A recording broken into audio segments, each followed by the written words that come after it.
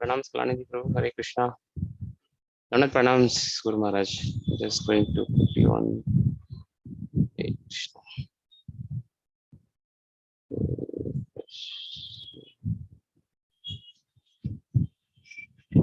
Hare Krishna Maharaj, can you hear me?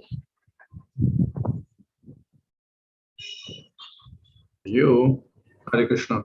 Hare Krishna Maharaj, yeah, Donat Pranams. We are live, Maharaj. Om Devaya. Om Namo Bhagavate Vasudevaya. Om Namo Bhagavate Vasudevaya. Om Namo Bhagavate Vasudevaya. Namo Bhagavate Vasudevaya. Namo Bhagavate Vasudevaya. Namo Om Vishnavaya Krishna Krishnaya Bhutale Srimati Bhagavate Saraswata Devi Gaurava Vimani Paschatya Deshatarane Shri Krishna Chaitanya Prabhu Nityananda Sri Advaita Gadadhara Srivasadi Gaur Bhakta Hare Krishna Krishna Krishna Hare Hare Hare Rama Hare Rama Hare Rama. Reading from Srimad Bhāgavatam.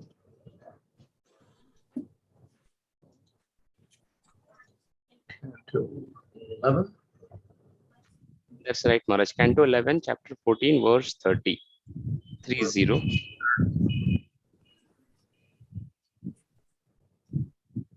Synonyms, sangam. Oh, was 30. 30, Maharaj, yeah.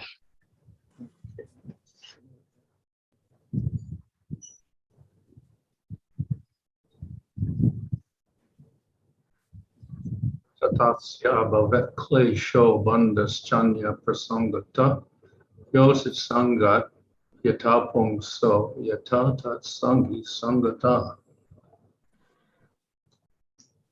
Of all kinds of suffering and bondage arising from various attachment, none is greater than the suffering and bondage arising from attachment to women and intimate contact with those attached to women.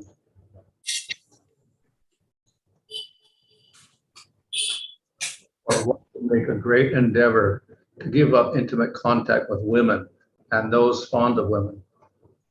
A learned gentleman will automatically be on guard if placed in intimate contact with lusty women. In the company of lusty men, however, the same man may engage in all kinds of social dealings and thus be contaminated by their polluted mentality. Association with lusty men is often more dangerous than association with women and should be avoided by all means. There are innumerable verses in the Bhāgavatam describing the intoxication of material lust. Suffice it to say that a lusty man becomes exactly like a dancing dog and by the influence of Cupid loses gravity, intelligence, and direction in life. The Lord warns here that one who surrenders to the illusory form of a woman suffers unbearably in this life and the next. So the previous verse was about how to become absorbed in the Supreme Lord.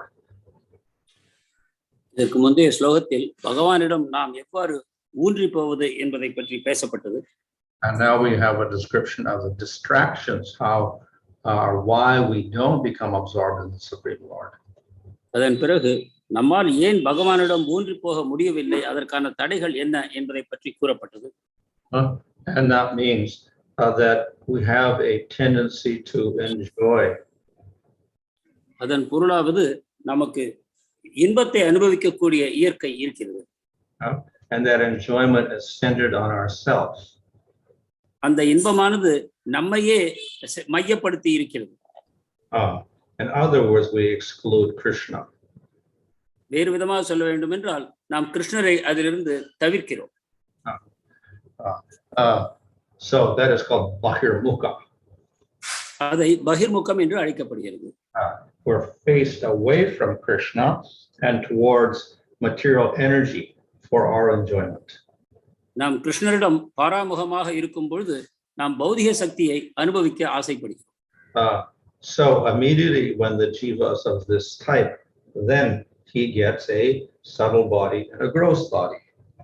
இத்தகைய மனோபாவம் உள்ள ஒரு ஜீவாத்மா அதன் பிறகு ஒரு சூக்ஷ்ம சரீரத்தையும் ஸ்தூல சரீரத்தையும் பெறுகிறான். And in that subtle body, he gets an ahankara, where he identifies with a material body. அந்த சூக்ஷ்ம சரீரத்துக்குள் அவனுக்கு ஒரு அகங்காரம் கிடைக்கிறது. அதன் மூலமாக தன்னை சரீரமாக அவன் பாவித்துக் கொள்கிறான். And then he gets a mind. அதன் பிறகு அவனுக்கு ஒரு மனம் கிடைக்கிறது. Which develops desires. அதன் மூலமாக அவனுக்கு ஆசைகள் உண்டாகின்றன. Intelligence. Intelligence. புத்தி உண்டாகிறது. So with that intelligence, he figures out how to get the enjoyment. புத்தியின் உதவியால் அவன் எவ்வாறு இன்பத்தை பெறுவது என்பதை பற்றி யோசிக்கிறான். So just as one can meditate and concentrate on the Supreme Lord, in the material world, it is the opposite. எவ்வாறு ஒருவர் பகவான் மேல் மனத்தை ஊன்றி அவரை பற்றி தியானிக்கிறாரோ அதற்கு எதிர்மறையான நிலைமை பௌதிக உலகத்தில் நிலவுகிறது.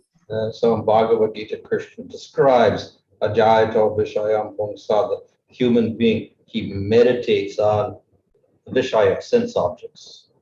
பகவத்கீதையில் இதைத்தான் கிருஷ்ணர் ஜாயத்தே விஷயான் பும்சஹ, மனிதனானவன் பௌதிக இன்பங்களை பற்றி சிந்திக்க ஆரம்பிக்கிறான். And then he develops attachment. அப்பொழுது அவனுக்கு பற்றுதல் உண்டாகிறது. And the meditation and attachment are because of the desire to enjoy. பௌதிக பொருள்களை பற்றி நினைப்பதும் பற்றுக்கொள்வதும் அவற்றை அனுபவிக்க வேண்டும் என்ற ஆசையின் காரணமாகவே.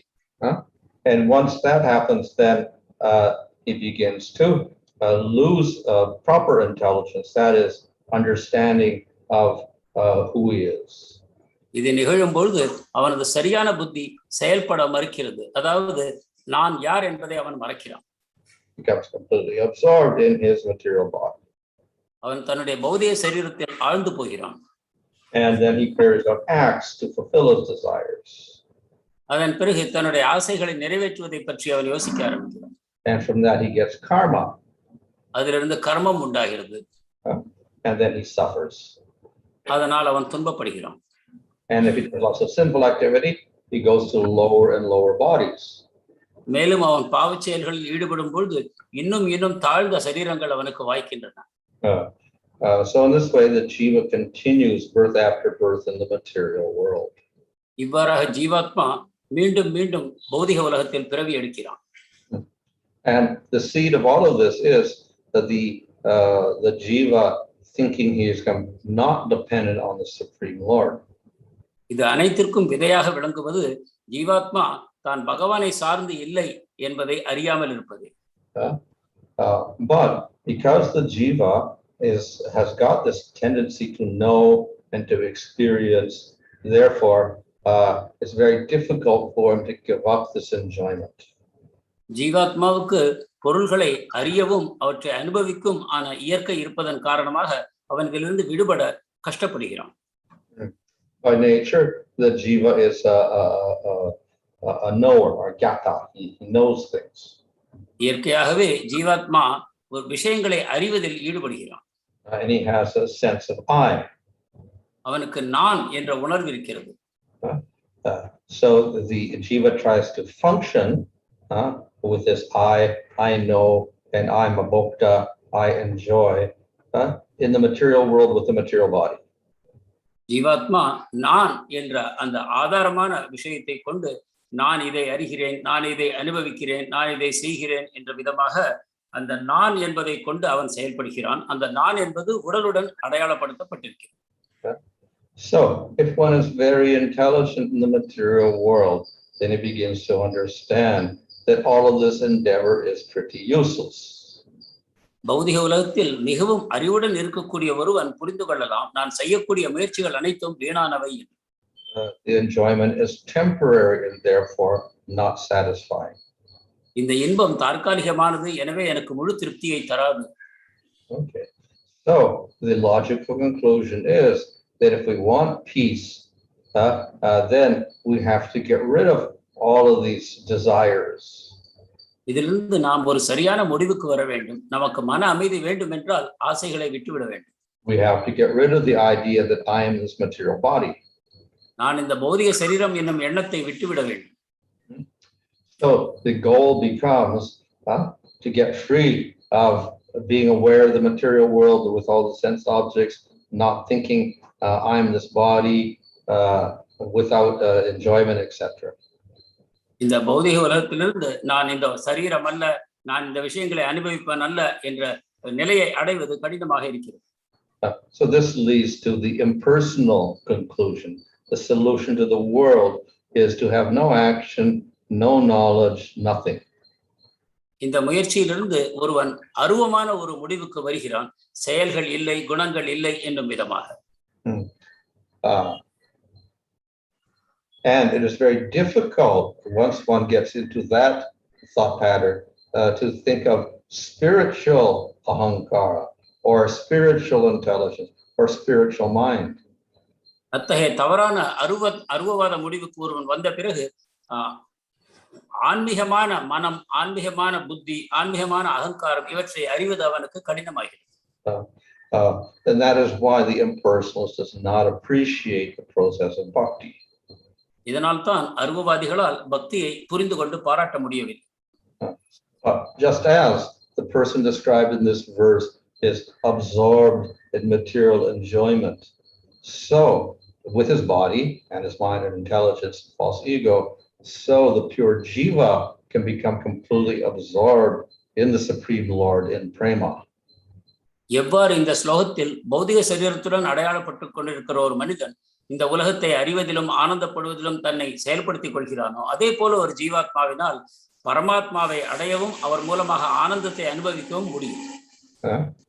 So the jiva by nature also has an ahankar, not the false ego, but a real sense of I. இயற்கையாகவே ஜீவாத்மாவுக்கு நான் என்பது இருக்கிறது. அது ஆனால் இந்த போலி அகங்காரம் அல்ல, அதற்கே உரித்தான சரியான அகங்காரம். So the spiritual identity is I am an eternal servant of Krishna. நம்முடைய ஆன்மீகமான அடையாளம் என்னவென்றால் நாம் கிருஷ்ணருடைய நிரந்தரமான சேவகன். And he has perception. மேலும் அவனுக்கு அறியக்கூடிய உணர்வுகள் இருக்கின்றன. He gets knowledge. அதன் மூலம் அவன் அறிவை பெறுகிறான். Just as in the material world, how do you get knowledge? You must use your senses. இந்த பௌதிக உலகத்தில் அறிவை பெறுவதற்கு நம் புலன்களை பயன்படுத்துகிறோம். So of course, in the Bhagavad Gita describes that there are different factors in knowledge. There is the senses and the body and the pranas. கீதை மேலும் விளக்குகிறது, அறிவை அடைவதற்காக நமக்கு புலன்களும் சரீரமும் பிராணனும் அமைந்திருக்கின்றன. And then there's a jiva. அதன் பிறகு ஜீவாத்மா இருக்கிறது. And there's the Supreme Lord. அதற்கு மேல் பகவான் இருக்கிறார். So that's material activity. இது பௌதிகமான அடையாளங்களா? But spiritually speaking, again, then we also have similar. We have the pure jiva with his own sense of I, with a spiritual body and a spiritual senses. ஆன்மீகமான நிலையிலும் பார்த்தால் கூட இதே நிலைமைதான் நிலவுகிறது. அதாவது ஒரு ஜீவாத்மா இருக்கிறான், அவனுக்கு நான் எனக்கூடிய உண்மையான அகங்காரம் இருக்கிறது, அதுக்கு மேல் ஆன்மீகமான புத்தியும் ஆன்மீகமான மனமும் அவனுக்கு அமைந்திருக்கின்றன. And that jiva with the pure jiva in the spiritual world is always absorbed in the Lord. இந்த தூய ஜீவாத்மாவானவன் ஆன்மீக உலகத்தில் பகவானிலேயே முழுமையாக ஆழ்ந்திருக்கிறான். So the devotee in the material world is unfortunate because he's got a material body. பௌதிக உலகத்தில் இருக்கக்கூடிய ஜீவாத்மா துரதிருஷ்டசாலி, ஏனென்றால் அவனுக்கு பௌதிக சரீரம் வாய்த்திருக்கிறது. And the devotee also has a material body. ஆனால் பக்தனுக்கும் கூட ஒரு பௌதிகமான சரீரம் இருக்கிறது. And also, even though the atma is there, it is covered by material consciousness. மேலும் ஆத்மா இருந்தாலும் கூட அது பௌதிக உணர்வினால் மூடப்பட்டிருக்கிறது. So therefore, the spiritual body, the spiritual senses, all this does not operate for the jiva and for the devotee in the material world. எனவே இந்த ஆன்மீகமான புத்தி, மனம், ஆன்மீகமான புலன்கள் இவை பௌதிக உலகத்தில் இருக்கக்கூடிய மக்களுக்கு பக்தர்கள் உள்பட அது செயல்படுவதில்லை. But the difference between the ordinary jiva and the devotee in the material world is that the devotee uses his material body to develop a spiritual body. ஆனால் இந்த பக்தர் அல்லாதவர்களுக்கும் பக்தர்களுக்கும் உள்ள வேற்றுமை என்னவென்றால், பக்தனானவன் இந்த பௌதிக உடலை பயன்படுத்தி தன்னுடைய ஆன்மீக உடலை வளர்த்துக் கொள்ள முயற்சிக்கிறான். And the material person uses his body and subtle body and gross body too further develop his material identity and get more karma. ஆனால் பௌதிகவாதியாக இருக்கக்கூடியவன் தன்னுடைய ஸ்தூல மற்றும் சூக்ஷ்ம சரீரங்களை பயன்படுத்தி மேலும் மேலும் பௌதிக செயல்களில் ஈடுபட்டு கர்மத்தை அடைகிறான். So the devotee, by his activities of engaging his body and mind, etc., in serving Krishna, begins to destroy the material body, subtle and gross, and to weaken the connection with it. தன்னுடைய மனம், புத்தி, தன்னுடைய சூக்ஷ்ம சரீரம் அனைத்தையும் பயன்படுத்தி கிருஷ்ணருக்கு சேவை செய்யக்கூடிய ஒரு பக்தன் படிப்படியாக தன்னுடைய ஸ்தூலமான மற்றும் சூக்ஷ்மமான தன்னுடைய பௌதிக சரீரங்களை அழிக்கிறான். That automatically takes place when the jiva himself develops more and more bhakti. இது ஜீவாத்மா அதிகமான பக்தியை படிப்படியாக வளர்த்துக் கொள்ளும் பொழுது இயற்கையாகவே நிகழ்கிறது. So then the process becomes easier to concentrate on the Lord because the obstacles, the anarthas of the material world become weaker and weaker. எனவே இந்த வழிமுறை சுலபமானதாக அமைந்திருக்கிறது. அவன் பகவான் மேல் தன்னுடைய பக்தியை வளர்த்துக் கொள்ள அவனுக்கு இருக்கக்கூடிய இந்த பௌதிகமான தடங்கல்கள் படிப்படியாக தேய்ந்து கொண்டே வருகின்றன. The connection with the material body becomes weaker. பௌதிக சரீரத்துடன் இருக்கக்கூடிய தொடர்பு பலவீனம் அடைகிறது. The interest in the material body becomes weaker. பௌதிக சரீரத்தில் இருக்கக்கூடிய அவனது ஆர்வம் பலவீனம் அடைகிறது. The identity with the material body becomes weaker. பௌதிக சரீரத்துடன் அவனது அடையாளம் பலவீனம் அடைகிறது. So the weaker that becomes, then the easier it is to concentrate on the Lord. இவை பலவீனம் அடைய பகவானிடம் மனத்தை செலுத்துவது மேலும் சுலபமாகிறது. So once the bhakti becomes strong, the whole process becomes quite easy. பக்தி வலுவடையும் பொழுது இந்த பக்தி பாதையானது மிகவும் சுலபமாகிறது. The problem will come at the beginning stages. பிரச்சனைகள் ஆரம்ப நிலையில் மட்டும்தான் இருக்கின்றன. So at the beginning stages, the coverings of material energy and ahankara, etc., are stronger. ஆரம்ப நிலையில் பௌதிக சக்தி மற்றும் அகங்காரம் இவற்றின் தாக்கம் அதிகமாக இருக்கிறது. So the covering will be more and the bhakti is weaker. இந்த வகையான நம்மை மூடுதல் அதிகமாக பலமாக இருக்கும் பொழுது பக்தி பலவீனமாக இருக்கிறது. So it will be more difficult to concentrate on the Lord. அப்பொழுது பகவானிடம் மனத்தை முழுமையாக குவிப்பது கடினமாகிறது. So that is, we could say, a condition of that we have to accept when we begin the process of bhakti. எனவே நாம் பக்தி பாதையை தொடங்கும் பொழுது இத்தகைய நிலைமை இருக்கத்தான் செய்யும் என்பதை நாம் ஏற்றுக்கொள்ள வேண்டும். So the first goal of the devotee is to get over that stage of conflict. எனவே பக்தனுடைய முதல் இலக்கு என்னவென்றால் இத்தகைய போராட்டம், இந்த முரண்பாட்டிலிருந்து முதலில் விடுபட வேண்டும். So that is the stage of anartha nivrthi, where gradually the devotee endeavors to decrease the anarthas, to decrease the identity with the material body. இதையே நாம் அனர்த்த நிவர்த்தி என்று குறிப்பிடுகிறோம். அதாவது ஆரம்ப நிலைகளில் பக்தனாக செயல்படக்கூடியவன் தன்னிடம் இருக்கக்கூடிய இந்த அனர்த்தங்களை, வேண்டாத விஷயங்களை படிப்படியாக நிராகரிக்க முயல்கிறான். And when he reaches the stage of nistha, then the bhakti is sufficiently strong that he can concentrate on the Lord without too much disturbance. நிஷ்டை நிலையை அடைந்தவுடன் அவனுடைய பக்தியானது தேவையான வலுவை அடைகிறது. அதன் பிறகு அதிக இடைஞ்சல்கள் இல்லாமல் அவனால் பகவான் மேல் மனத்தை செலுத்த முடிகிறது. So therefore, there's less likelihood that the devotee will become attracted to material energy, as described in the last two verses. அப்பொழுது கடந்த 2 ஸ்லோகங்களில் கூறப்பட்டுள்ளபடி பௌதிக சக்திகளின் மூலமாக அவன் கவரப்படுவது மிகவும் குறைவாக நிகழ்கிறது. But as long as we do have any trace of anartha, there is always danger. ஆனாலும் சிறிதளவு அனர்த்தம் நம்மிடம் இருக்கும் பொழுது கூட அபாயம் இருக்கத்தான் செய்கிறது. Nevertheless, even if the devotee makes mistakes, the Lord is willing to overlook that. ஆயினும் பக்தன் இதன் விளைவாக சில தவறுகளை செய்தால் அதை மன்னிப்பதற்கு பகவான் தயாராக இருக்கிறார். And therefore, in chapter 9 of Bhāgavatam, Krishna says, even if you commit the most sinful activity, still you're my devotee. எனவேதான் கீதை 9வது அத்தியாயத்தில் பகவான் கூறுகிறார், நீ பாவச் செயல்களை செய்தாலும் நீ என் பக்தன் தான் என்று. And that is because the devotee is strong enough to continue his devotion. ஏனென்றால் பக்தனுக்கு தேவையான பலம் இருக்கிறது, அவன் தொடர்ந்து பக்தியை செய்து கொண்டிருக்கிறான். So this is the way in which one overcomes these anarthas. இவ்விதமாகத்தான் ஒருவன் தன்னுடைய அனர்த்தங்களை நீக்கிக் கொள்கிறான். If the devotee follows properly, then this should be the result. ஒரு பக்தன் சரியான விதத்தில் பக்தியை செய்யும் பொழுது இந்த விளைவுகள் அவனுக்கு கிடைத்தே தீரும். So in the material world there are all sorts of attractions. பௌதிக உலகத்தில் பல வகையான கவர்ச்சிகள் இருக்கின்றன. And they're all based upon identification with the body. இவை அனைத்தும் நாம் சரீரத்துடன் அடையாளப்படுத்திக் கொள்வதன் அடிப்படையிலேயே அமைகின்றன. So as long as that identification is there, there will be distraction. இந்த அடையாளம் இருக்கும் வரைக்கும் நமக்கு கவனச்சிதறல் இருக்கத்தான் செய்யும். And the less identification we have, then the less problem it is. நமக்கு இது குறையும் பொழுது நமக்கு பிரச்சனைகள் குறைகின்றன.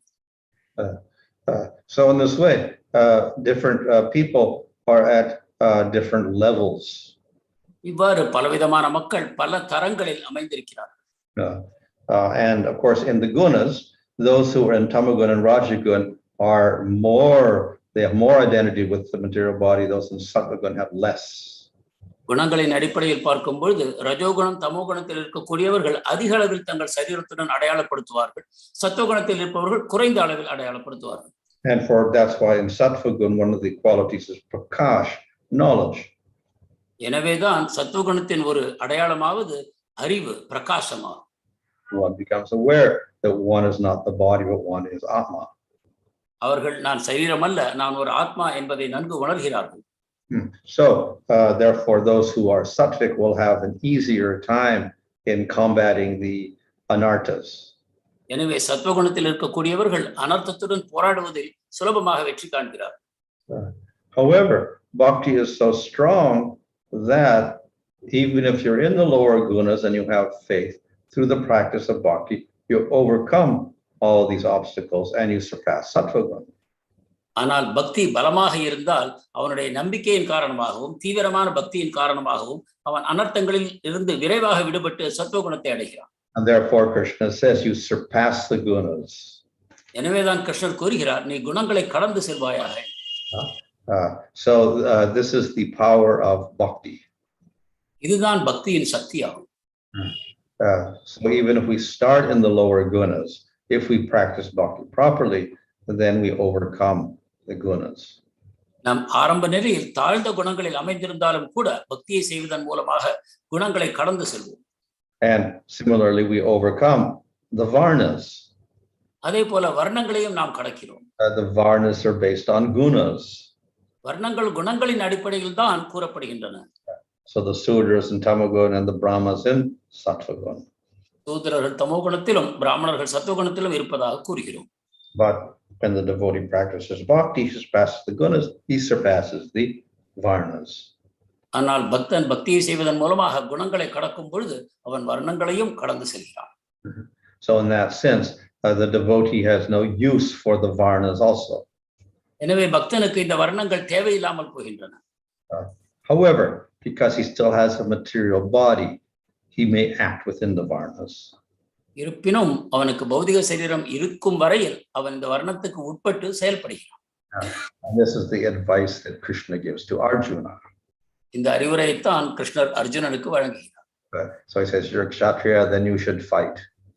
நீ க்ஷத்திரியன், எனவே நீ யுத்தம் செய்ய வேண்டும் என்கிறார். Then Arjuna is actually not in the gunas. He is a nityasiddha devotee beyond the gunas. உண்மையில் அர்ஜுனன் குணங்களுக்குள் இல்லை, அவன் ஒரு நித்திய சித்த பக்தன், குணங்களுக்கு அப்பாற்பட்டவன். But in some cases then he follows the conduct of the kshatriya. ஆனாலும் கூட இங்கு ஒரு க்ஷத்திரியனுடைய செயல்பாடுகளை அவன் பின்பற்றுகிறான். So to some degree, the devotees who are in the material world with their bodies, then they're also obligated to follow the rules of varna and ashrama. எனவே பக்தர் பௌதிக உலகத்தில் பௌதிக சரீரத்துடன் இருக்கும் வரைக்கும் இந்த வர்ண ஆசிரமத்துடைய கோட்பாடுகளை பின்பற்ற வேண்டியிருக்கிறது. But they are completely detached from material results. ஆனால் அவர்கள் பௌதிகமான விளைவுகளிலிருந்து முழுவதும் பற்றின்றி இருக்கிறார்கள். So they're not doing it so much for themselves as for the rest of society. எனவே இதை அவர்கள் செய்வது தங்களுக்காக இல்லை, மாறாக சமுதாயத்தின் நன்மைக்காக அவர்கள் செய்கிறார். So in this way, the devotee is untouched by the material world, even though he conducts himself within the material world. இவ்வாறாக ஒரு பக்தன் பௌதிக உலகத்திற்குள் செயல்பட்டாலும் கூட அவனை இந்த பௌதிகமானது தொடுவதில்லை. Okay, Hare Krishna. Hare Krishna Maharaj. I'm just checking if there are any questions.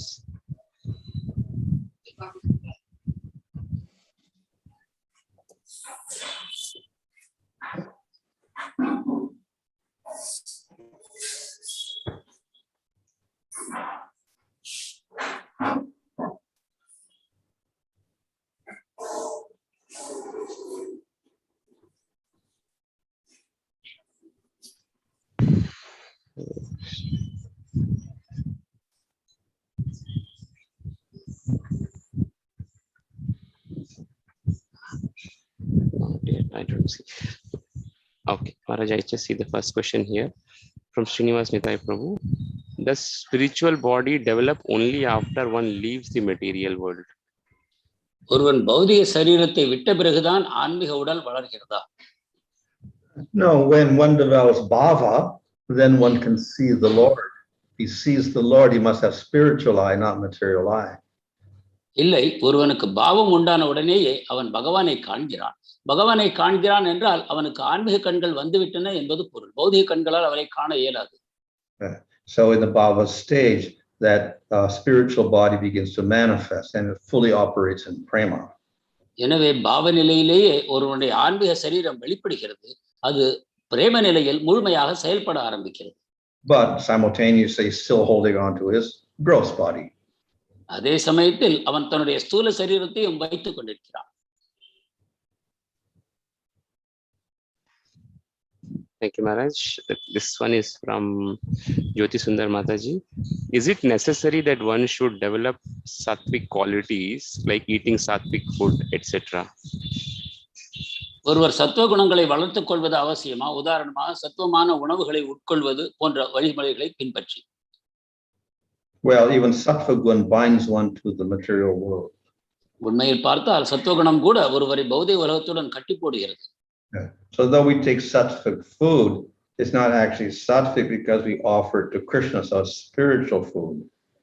நாம் சத்துவ உணவுகளை எடுத்துக்கொள்கிறோம் என்றால் அவை சத்துவமான உணவுகள் அல்ல, ஏனென்றால் அவற்றை நாம் பகவானுக்கு அர்ப்பணம் செய்வதால் அவை ஆன்மீகமான உணவு ஆகிவிட்டன. Thank you, Maharaj. One question from Sumita Krishna Prabhu on YouTube. Why is woman always portrayed in a low way in scriptures? In the Gita, Lord combines women with Vaishya, Shudra, Striyo. Any specific reasons for this, Maharaj? பெண்கள் ஏன் சாஸ்திரங்களில் தாழ்வாக கூறப்படுகிறார்கள்? உதாரணமாக பகவத்கீதையிலும் கூட பெண்கள் வைஷ்யர்கள், சூத்திரர்கள் இவர்களுடன் சம்பந்தப்படுத்தி கூறப்படுகிறார்கள். Well, in the varnashram system, they have a separate category called Stri Dharma. வர்ணாசிரம முறையில் ஸ்திரீ என்று ஒரு வகைப்பாடு இருக்கிறது, ஸ்திரீ தர்மம் என்று தனியாக இருக்கிறது. So all women fall into that, and then we talk about varnashram system. All those rules are for the men. பெண்கள் அந்த வகைப்பாட்டுக்குள் வருவதன் காரணமாக வர்ணாசிரமத்தின் சட்டங்கள் அனைத்தும் ஆண்களுக்காகவே தரப்படுகின்றன. Of course, the Stri Dharma falls within the varnashram system also. ஸ்திரீ தர்மமும் கூட வர்ணாசிரமத்திற்குள் தான் வருகின்றது. But we'll see in general, the woman takes a lower position. ஆனாலும் கூட பொதுவாக நாம் காண்கிறோம் பெண்கள் ஒரு தாழ்வான நிலையை ஏற்றுக்கொள்கிறார்கள். And that of service. அது சேவை செய்யும் செயல்பாடாகும். So though we do have women in different varnas, the Sudra wife or a Kshatriya wife or a Brahmin wife, etc., still they're always subservient to the husband. எனவே வேறு வேறு வர்ணங்களில் அவர்களை மனைவியர்களாக நாம் பார்த்தாலும் கூட பிராமணர் மனைவி, சூத்ரருடைய மனைவி, வைஷ்யருடைய மனைவி என்று, ஆனால் அவர்கள் அனைவரும் தன்னுடைய கணவருக்கு சேவை செய்வதையே தங்கள் கடமையாக ஏற்றுக்கொள்கிறார். So this classification, just like the classification of Sudra, Vaishya, and Kshatriya and Brahman, is according to nature. எனவே இந்த சூத்ரா, வைஷ்யா, பிராமணா, க்ஷத்ரியா என்பது அனைத்தும் ஒருவர் இயற்கையின் அடிப்படையில் செய்யப்படுகிறது. And the nature arises from vasana, previous impressions from previous lives. இயற்கையானது வாசனைகளிலிருந்து உண்டாகிறது. முந்தைய ஜென்மங்களில் ஒருவர் செய்த செயல்களின் விளைவுகளாக அந்த வாசனைகள் தோன்றுகின்றன. But additionally, then there's another factor, and that is the body itself is different. மேலும் ஒரு விஷயமும் இருக்கிறது, அதாவது அவர்கள் சரீரமே வேறானதாக அமைந்திருக்கிறது. So therefore, there's quite a big distinction in that sense. அந்த விதத்தில் அவர் ஒரு பெரிய வித்தியாசமாகும். So just as we have the activities for the Vaishya because he's got a mixture of tamaguna and rajaguna, and for the Sudra because he's dominantly tamaguna, so they have different duties, etc. So for all women in general, then because of their nature, they have their own separate duties.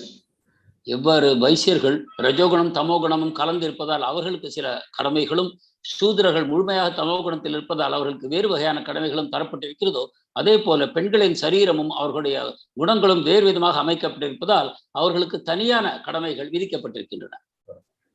So this is, of course, all the whole varnashram system, and the varnas are based on gunas. Gunas are material. இவை அனைத்தும் வர்ணாசிரமத்தின் அடிப்படையில் தோன்றுகின்றன. வர்ணாசிரமம் குணங்களின் அடிப்படையில் இருக்கின்றன. குணங்கள் பௌதிகமானவை.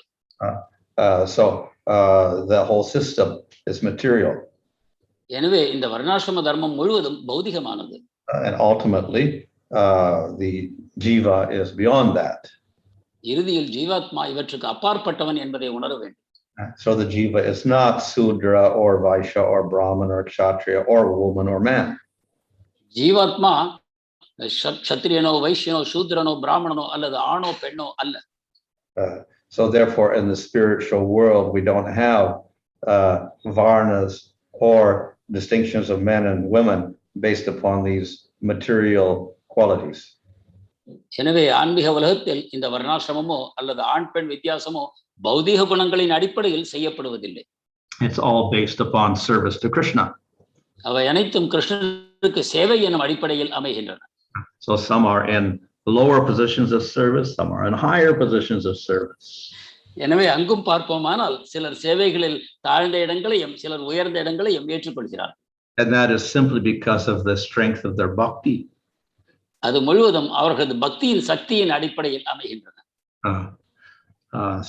But then the ironical nature is the opposite of the material world, and that is that the most intense devotees are the gopis who are in female body in the spiritual world. இதில் ஒரு ஆச்சரியமான வியக்கத்தக்க விஷயம் என்னவென்றால், இங்கு ஒரு தாழ்ந்த நிலையாக நாம் கூறப்படுகிற அந்த பெண்களது நிலை ஆன்மீக உலகத்திலோ உச்சக்கட்டத்தில் அமைந்திருக்கக்கூடிய கோபியர்களாக அவர்கள் தோன்றுகிறார். So there are some reversals between the forms in the spiritual world and in the material world. எனவே பௌதிக உலகத்துக்கும் ஆன்மீக உலகத்துக்கும் இருக்கக்கூடிய நிலை முழுவதும் எதிர்மறையாக தோன்றுகிறது. Maharaj, there is a question from first timer on YouTube. Looks to be working in the corporate world. Maharaj, the question is this from Bhakta Jyoti Basu.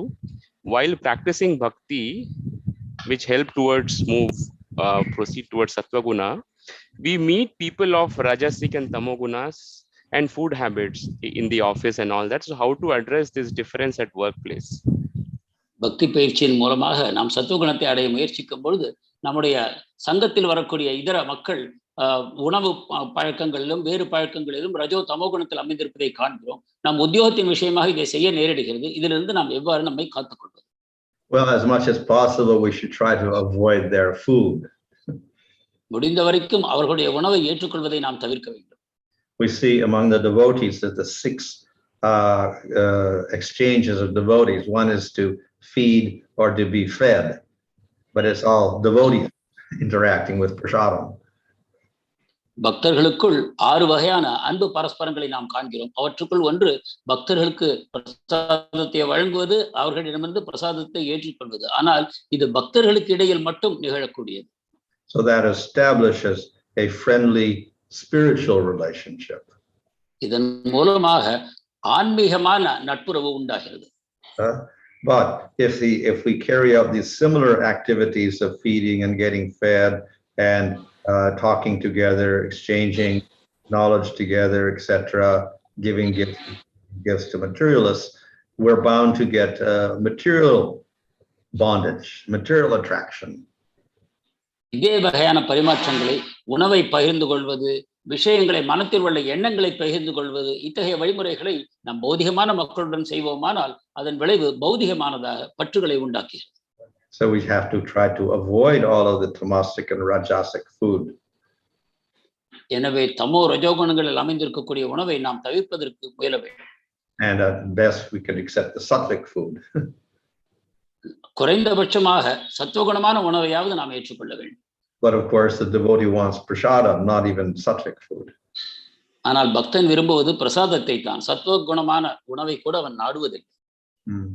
So we have to associate with others because of duties in office, etc., but we try to limit that. அலுவலக கடமைகளின் காரணமாக அபக்தர்களுடன் நாம் சங்கம் செய்ய நேரிட்டாலும் கூட அதை நாம் குறைத்துக் கொள்வது அவசியம். Better we share their prasadam food with them rather than take their tamasic and rajasic food. நாம் கொண்டு செல்லக்கூடிய பிரசாத உணவை அவர்களுடன் பகிர்ந்து கொள்வது சாலச் சிறந்தது. அவர்கள் கொண்டு வரக்கூடிய ரஜோகுணம் தமோகுணத்தில் உள்ள உணவை ஏற்றுக்கொள்ளாமல் இருக்க வேண்டும்.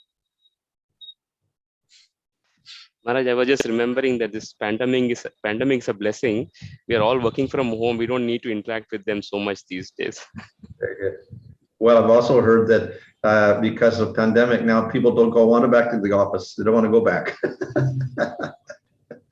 That's right, Maharaj. So you can give that excuse. We want to stay home. Then you don't have to associate with them and take their food. Thank you, Maharaj. Maharaj, there are a few more questions on YouTube, but probably not very relevant to our topic, but I'll take that towards the end, if you may like. The next one is from Sima Sudarshan Prabhu. In the Bhava stage, one can see the Lord, but it is said that in the Bhava stage also one may fall down. Please kindly explain. Yes. பாவநிலையில் பகவானை காண முடியும் என்று கூறப்பட்டது. ஆனாலும் பாவநிலையிலும் ஒருவர் விழுவதற்கு வாய்ப்பு இருக்கிறது என்று நாம் அறிகிறோம். இதை எவ்வாறு புரிந்து கொள்வது? This distinguishes bhava from prema. இது பாவத்தை பிரேமத்திலிருந்து வித்தியாசப்படுத்தி காட்டுகிறது. So bhava is not 100% pure. பாவம் 100% தூய்மையானது அல்ல. But it's pure enough that Krishna will reveal himself. ஆனாலும் அதற்கு தேவையான தூய்மை இருக்கிறது கிருஷ்ணரை நாம் காண்பதற்கு.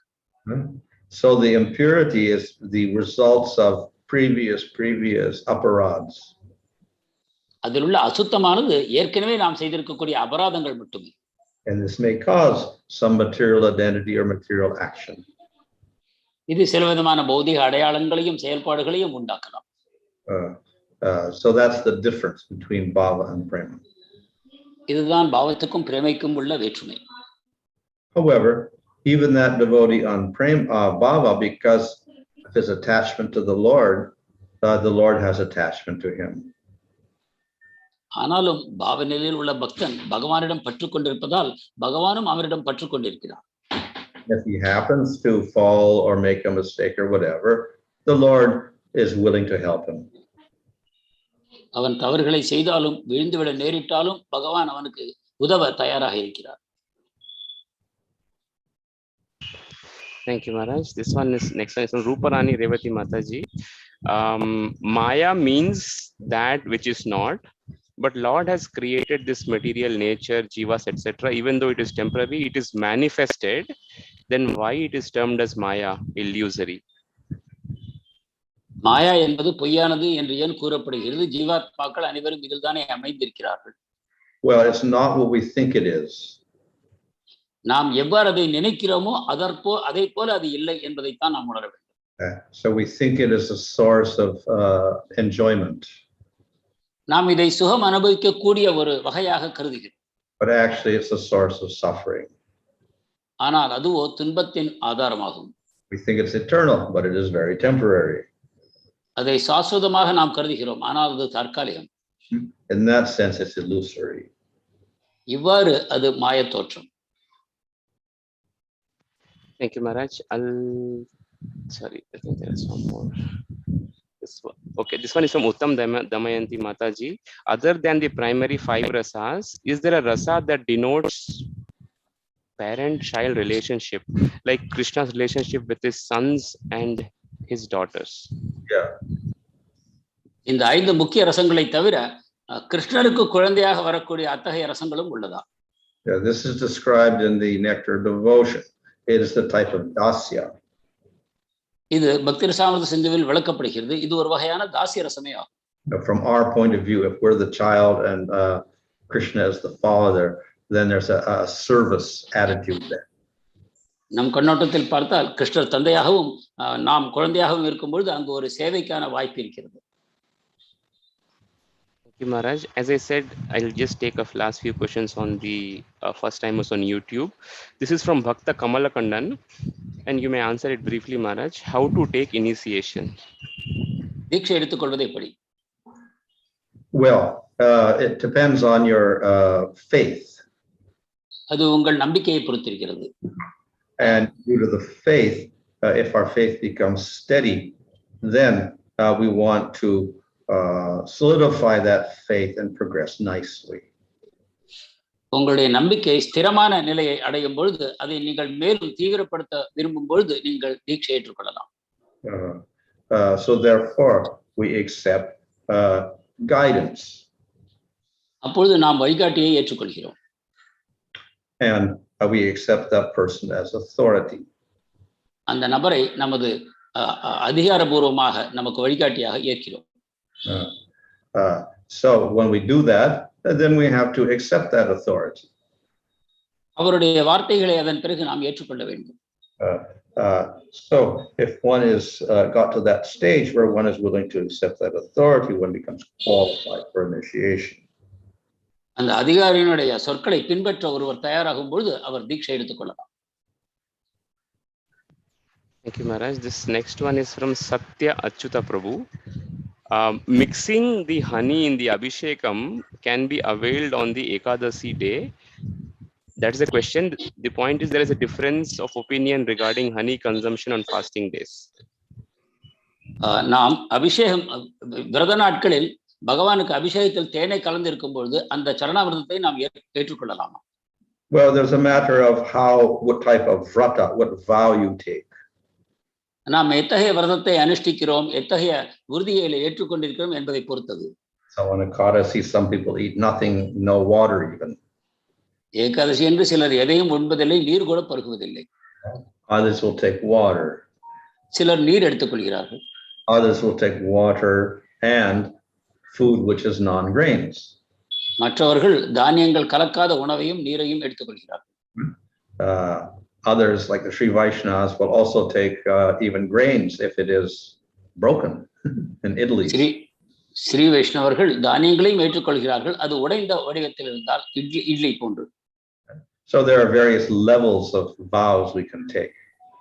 எனவே பல வகையான விரதங்களை நாம் மேற்கொள்ளலாம். So for in our sampradaya, at least we don't take beans and grains and dal. நம் சம்பிரதாயத்தில் தானியங்களையும் பருப்பு வகைகளையும் அந்த பீன்ஸ் போன்ற காய்கறிகளையும் ஏற்றுக்கொள்வதில்லை. Then other things are permitted. இதர விஷயங்கள் ஏற்றுக்கொள்ளப்படலாம். But if we've got a nirjala ekadasi, then obviously we can't take honey. ஆனால் நிர்ஜல ஏகாதசி போன்று இருக்கும் பொழுது நாம் தேனை ஏற்றுக்கொள்ள முடியாது. This one is from Srinivas Nitai Prabhu. In the story of Puranjan, which comes in the canto, 5th canto, I think, the queen of the king is compared to the intelligence. So is the association with material nature caused by contaminated intelligence? What is the role of false ego? புரஞ்சனன் கதையில் அவனுடைய மனைவி புத்திக்கு ஒப்பிடப்படுகிறார். எனவே புத்தி கலங்கப்படுவதன் காரணமாகத்தான் பௌதிக வாழ்க்கை ஏற்படுகிறதா? போலி அகங்காரத்தின் பங்கு என்ன? Well, generally it's a mixture of intelligence and mind and false ego. பொதுவாக இது மனம், புத்தி மற்றும் அகங்காரங்கள் இணைந்து செயல்படுவதனால் விளைகிறது. If the false ego is not functioning, then we wouldn't have the mind and the intelligence acting in a material way. போலி அகங்காரம் செயல்படவிட்டால் நம்முடைய புத்தியும் மனமும் கூட பௌதிகமான விதத்தில் செயல்பட முடியாது. And if the mind is attracted to material sense enjoyment, and the intelligence is not acting properly, that is discriminating scripture, non-scripture, right and wrong, etc., then it is simply not functioning properly. Also, it's under the control of the mind.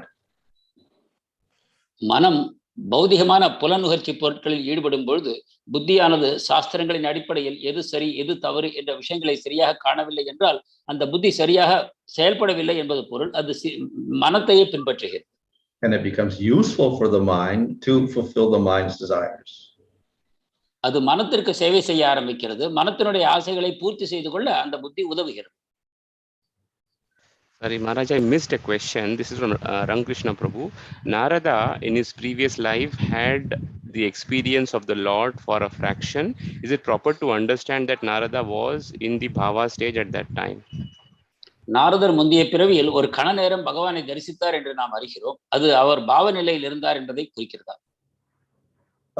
Yeah, so of course, this is given an example of going through the different stages of sadhu sangha and bhajna kriya, anartha, nivrthi, nistha, sakti, bhava, prema.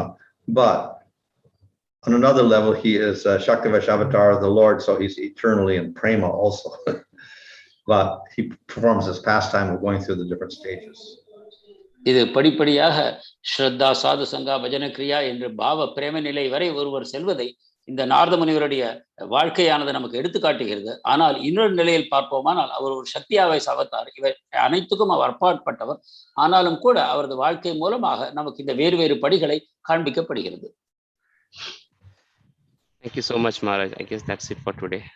Hare Krishna, Dandavat Pranams. Grantaraj Srimad Bhāgavatam ki jai, Jagat Guru Srila Prabhupada ki jai, His Holiness Bhanu Swami Maharaj ki jai, Gop Premanande, Hari Hari Bo. Hari Hari Bo.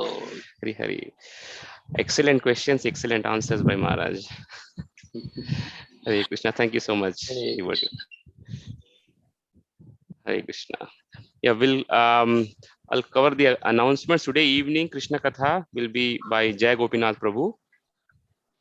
இன்று மாலை கிருஷ்ண கதா ஜெய கோபிநாத் பிரபு வழங்க இருக்கிறார். And the Katha in weekdays will follow the Krishna Katha every evening. ISKCON Chennai channel between 7 to 8. வார நாட்களில் ISKCON Chennai சேனலில் கிருஷ்ண கதா தொடரும். And as we discussed yesterday, the World Holy Name Week is going to start from the 10th of September. ஏற்கனவே அறிவித்தபடி புனித நாம விழாவானது September 10 23 வரை நடக்க இருக்கிறது. 2 வாரங்கள். And 10th of September, it happens to be a local holiday. So I think we should all take benefit of that and chant more rounds, is the request from the senior devotees. And yesterday, Sumitra Krishna Prabhu also spoke about that. September 10 விடுமுறை தினமாக இருப்பதால் அனைவரும் அதை பயன்படுத்தி கொண்டு அதிகமான மாலைகள் ஜெபம் செய்ய வேண்டும் என்ற வேண்டுகோள் கோயிலின் தரப்பிலிருந்து மூத்த வைஷ்ணவர்கள் தரப்பிலிருந்து விடப்படுகிறது. Please have a count of those numbers of extra your chanting rounds and report it to your Bhakti Diksha leaders, please. அந்த அதிகமான மாலைகள் நீங்கள் எவ்வளவு செய்தீர்களோ அதை குறித்து வைத்துக் கொண்டு உங்கள் பக்தி திக்ஷா தலைவர்களுக்கு அறிவிக்க வேண்டும் என்றும் கேட்டுக்கொள்கிறேன். Hare Krishna. As a practice, we'll chant Hare Krishna Maha Mantra thrice.